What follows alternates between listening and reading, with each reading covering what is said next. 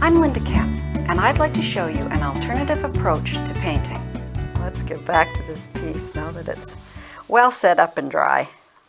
All right, let's move back a layer. I'm going to put just a few little trees back in this area. Cool colors.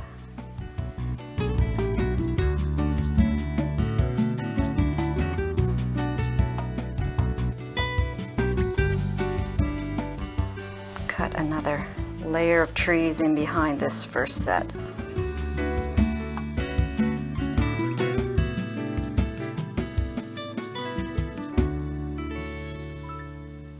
Let's just work in a few little edges down here, just to break up this large space a bit while I'm waiting for that upper area to dry. And very fine little things down in here, just to make it interesting.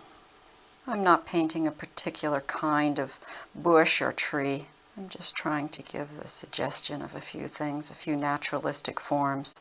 Things that you might see when you're out for a drive in the country or for a walk. A little more interesting. The eye actively searches around the painting to find hard edges to land on or rest on, and then it jumps from one hard edge to another.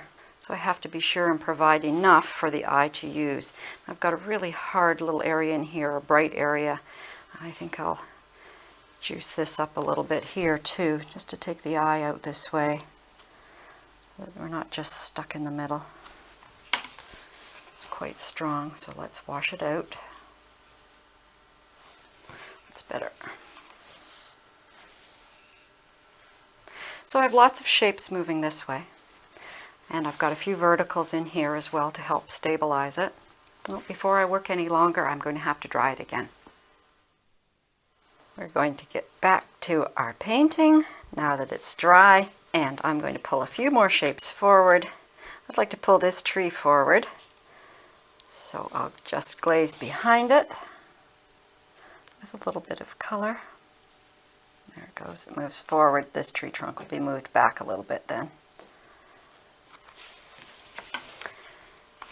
And I don't like this large shape here in the center of my piece, so I'm going to just break it up a little bit.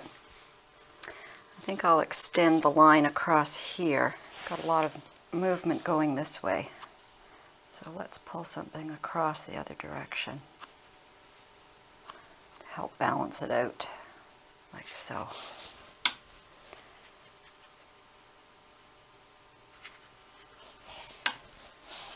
And I'll drop a little bit of the blue in here, just to make it look a little more violet, and push it back.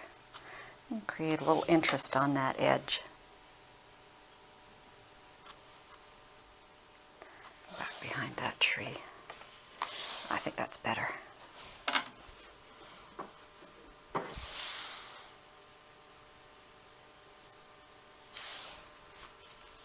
little too red. Tone it down with some orange. And again, wash the color out.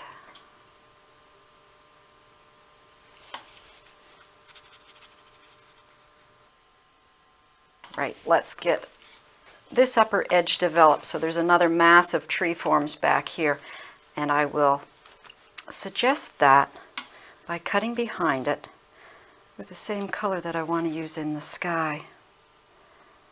So we'll bring this out.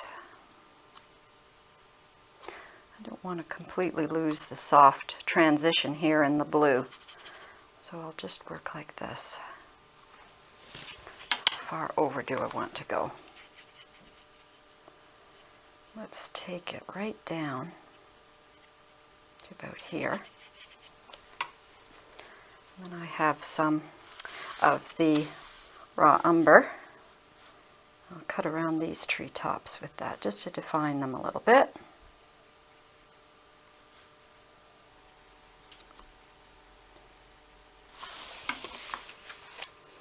And soften it out so that the trees disappear back there.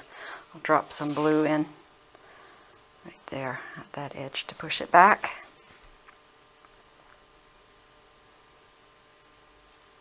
Now you can spend a lot of time working in the fine branches, just like we did in the last little project where you were building the layers in the negative of the skeletal formation of the tree. You can put the little twigs in, but I'm going to leave this. I like the big shapes. We're dry there, so I'll pop in just a couple of spots of cool here to tie in with the sky a bit.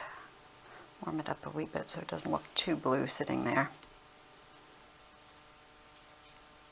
Put that blue and that blue. I'd like to add a little pastel here to enhance the surface. So I'll just use some of the colors that are already in the piece. And I have some pastel pencils as well as sticks. So I'd like to just use a little bit of this blue just to catch a bit of color along the rim. So I'll just scratch it onto the surface. Working in watercolor and pastel this way, you can carry on for a long time building your edges and your shapes and cutting in descriptive forms. But I think that you probably have the idea of what I'm after here. Thinking and seeing in an altogether different way takes both patience and persistence. After all, you've been viewing the world around you in your own particular way all of your life. All of the images in this video have been created in the negative. However, feel free to combine these ideas with your own particular way of painting to make your own personal style.